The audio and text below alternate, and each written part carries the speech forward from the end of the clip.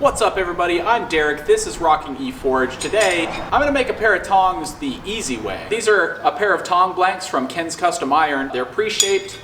All you gotta do is draw out the reins, shape the jaw the way you want them, punch some holes, and rivet everything together. So, without any further ado, I'm just gonna jump right into it.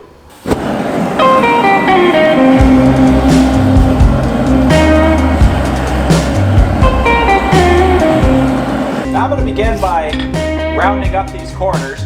I'm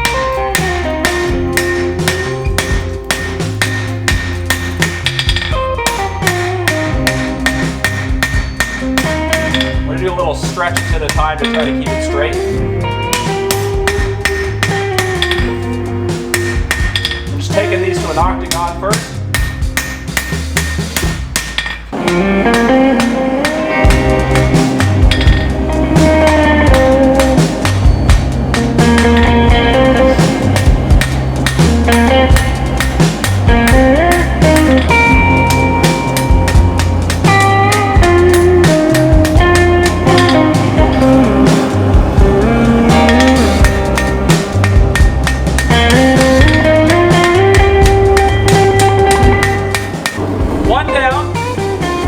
Let this cool down so I can hold on to this end, and I'll finish up the other one.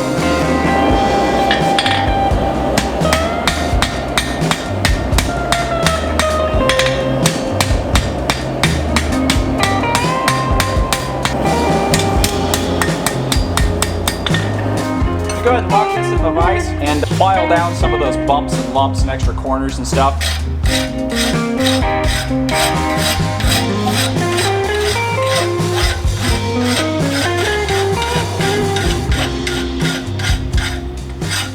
Now that these are cool enough to hold the reins by hand, I'm going to start working on the jaws of these tongs, and I'm going to take the cross peen and draw them out this direction to about 1/8 of an inch so that I can get some extra length out of it to wrap around a bar of steel.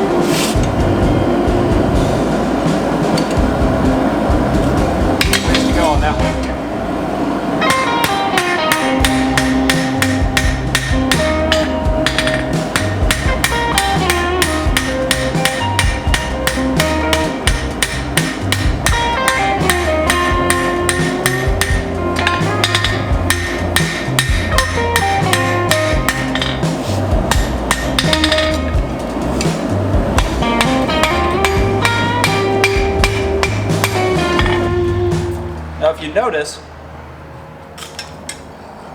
I've got the kind of cup shape going on, or the flag curl going on in opposite directions.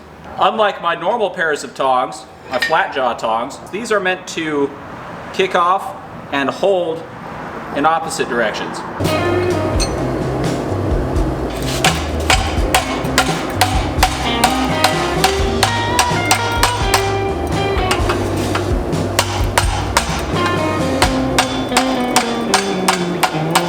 Make the taco first.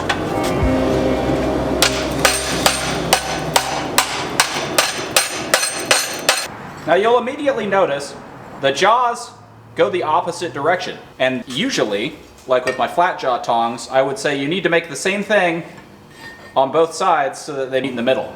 But with this style of tongs, you're going to rivet these things together and you want the jaws to meet up on the outside. So one of these is going to have to bend further than the other in order to line up and hold a piece of flat stock. I'm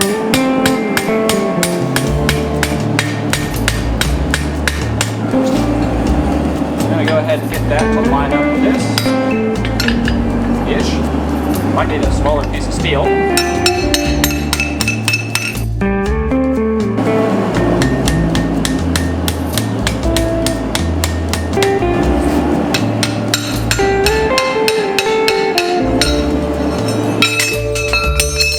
See how these match up. That's not how that works. Alright, so this one needs to come way further in. I'm going to leave this one like this. This is going to be my intended baseline.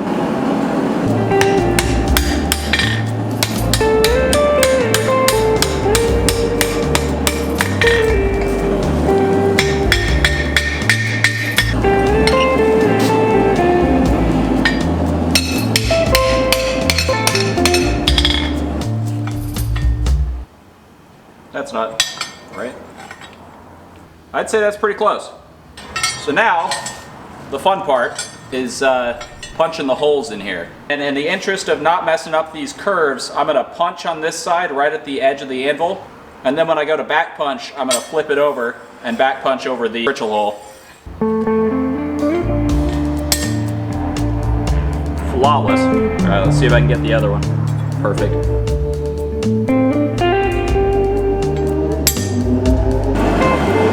I almost forgot I was going to touch mark.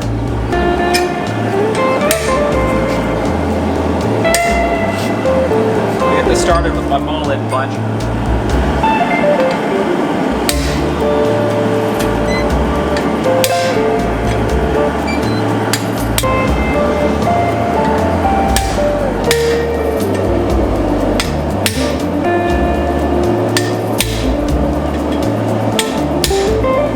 Do a little fork scale dust.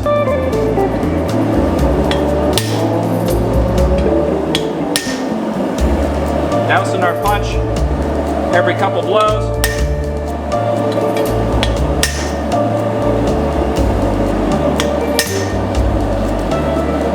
Feels like it's getting solid. That was a pretty good rebound.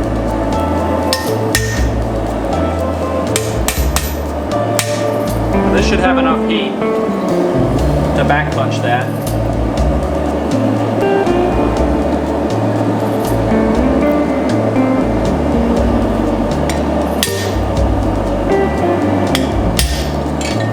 That's a good sign.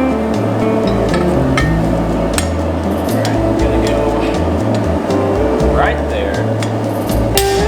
Get stuck.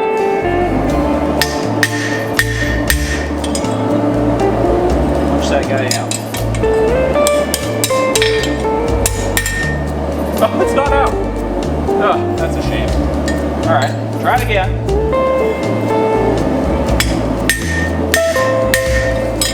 There we go. There's the plug.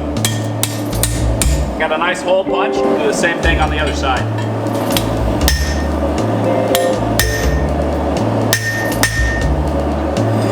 Over to the Pritchel hole. I don't know if that's in frame, so oh.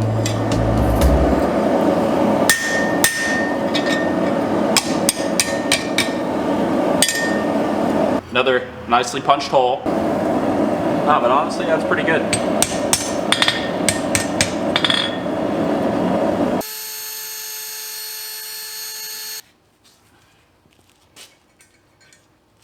Perfect.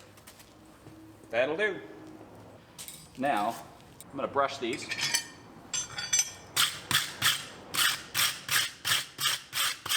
It's probably going to take quite a bit of fiddling to make these jaws line up, which I'm not going to show. Because you don't want to watch 2 hours of me fiddling with these jaws. This goes under this. I want to meet up there. This way. That was unsuccessful. Alright, we're going to rivet through here. We're going to bring our flat hammer to start to set that. Grab my ball peen hammer. The reason I chose the to peen on this side is that I wanted this out of the way of the piece that I'm going to be holding, whereas the big rounded end might not be out of the way enough. Now to see if I can wrench these apart. Yeah, nice. They're a little off, but that's expected. It'll take a bunch of fiddling, and we're gonna have a nice pair of tongs.